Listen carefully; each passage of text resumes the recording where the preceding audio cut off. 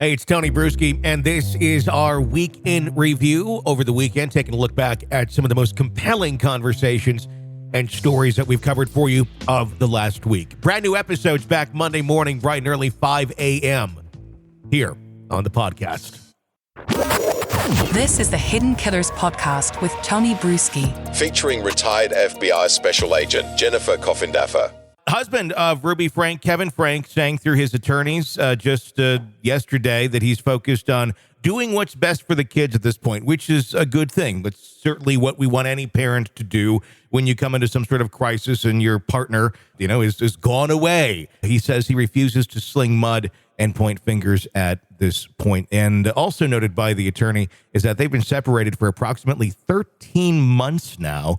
I find it all very interesting that he has no idea any of these things are going on. He seems to have been, I guess, not really fighting with Ruby for seeing the children. At least that's not what we've seen about any of this. It's been very much Ruby was hanging out with Jody with the kids, and he was unaware of what was going on. That just all strikes me as very odd. If you have a good relationship with your kids and you're going through a separation for 13 months, it seems bizarre that you are like, oh, cool. Yeah, just take the kids. I'm good with that. Yeah. Again, Tony, it just doesn't pass the smell test. Mm-hmm. First of all, we do have this older daughter that has already come forward with allegations.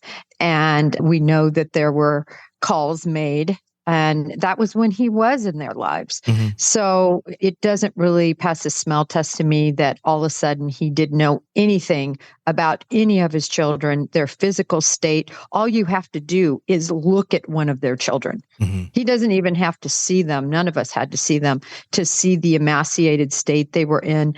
And by this descriptions, we're hearing of the duct tape around, the ankles and the arms and things that those are not just a recent injuries, but injuries that would have been there previously, at least from the description.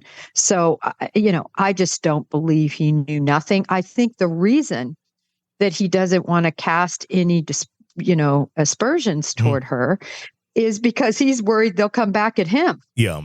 So it's better for him to just be quiet and not say anything negative and hope that he doesn't get dumped in the grease.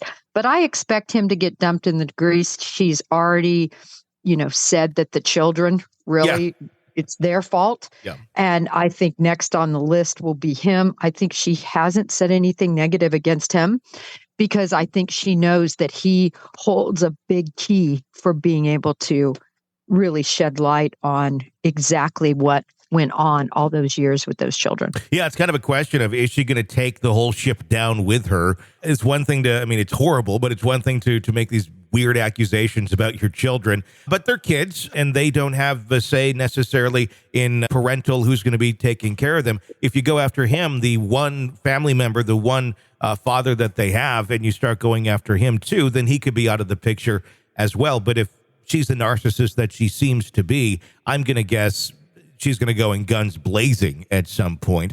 What's interesting is his own attorney, in commenting to the press the other day, almost made an admission that Kevin has been involved in things of the past, saying Kevin is more interested in reaching out to his children, family, and friends to heal the past trauma and events. I don't know if they're strictly referring to what was caught here when she was hanging out with Jody Hildebrandt, but it sure sounds more like what life was like when they were all together. I 100% agree. These attorneys, they get on air and they want to make these statements to help their clients, but oftentimes you see them get down a little bit of a rabbit hole and sort of misspeak. I don't think he meant to really make that quasi admission or inculpatory statement that would hurt his client, but he did. Yeah. And everybody heard it, and it's in print, and I'm sure he'll try to maybe find his way around it. But the bottom line is, I agree with you. It was made. The statement was made. It'd be almost impossible. And I'm not saying he is an abuser or anything like that. Honestly, the one thing that stands out to me, if I were to make a guess or assessment here from the sideline, which it is just that, just a guess and an assumption from the sideline, is that he too was probably abused by Ruby. I don't know how involved he would have been with the abuse, maybe very, but maybe just kind of sitting there on the sideline, being an accomplice, too afraid to speak up for what the repercussions could be to himself, and also letting the kids just take it because he doesn't want to go down the road of upsetting Ruby. That is my guess. But obviously, it could be anything, and he's still accountable if he's not speaking up and being the adult in an abusive situation.